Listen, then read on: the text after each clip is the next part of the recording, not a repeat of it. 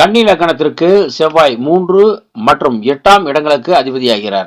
இந்த செவ்வாய் தன குடும்ப வாக்குஸ்தானமான 2ஆம் இடமான துலாம் ராசியில் இருந்தால் சகோதரர் வழியில் ஆதாயம் உண்டு, தனம் உண்டு.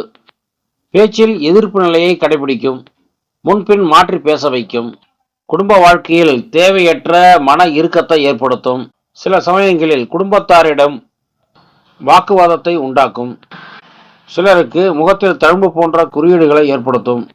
இந்த செவ்வாய் 5, 8 மற்றும் 9ஆம் இடங்களை பார்வையிடுவதால் புத்தியில் குழப்பத்தை ஏற்படுத்தும், தடுமாற்றத்தை தரும், ஞாபக மறதியும் சில நேரங்களில் தரும்.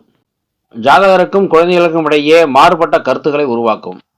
கவலைகளையும் குழப்பங்களையும் தந்தாலும் நல்ல ஆயுளையும் தரும். சிலருக்கு தந்தையிடம் நெருக்கத்தை குறைக்கும், பட்டும் படாமல் பேச வைக்கும். கிடைக்கக்கூடிய பாக்கியங்களை தாமதப்படுத்தும், தடைப்படுத்தும். ஒரு சமயம் இறை வழிபாட்டையும் இறை நாமங்களையும் துதிக்க வைக்கும். ஒரு சமயம் அவற்றை மறக்க வைக்கும், மறுக்க வைக்கும். சிலர் சீட்டு குழுக்களில் சேர்ந்து படாத பாடுபடுவர். பெண்களாக இருந்தால் சுய உதவி மகளிர் குழுவில் கடன் பெற்று அல்லாடுவர்.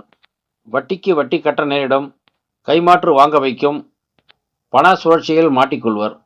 இந்த வாழ்க்கை போதுமடா சாமி என்று சொல்ல வைக்கும்.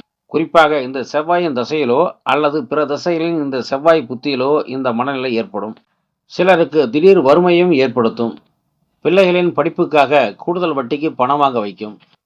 இந்த 2ஆம் இடத்தில் இருக்கும் செவ்வாயோடும் இணைய கிரகங்கள் மற்றும் செவ்வாயை பார்த்த கிரகங்களின் அடிப்படையிலும் இடமளித்த சுக்கிரனின் நிலையை பொறுத்தும் பலன்களில் மாறுபாடு ஏற்படும்.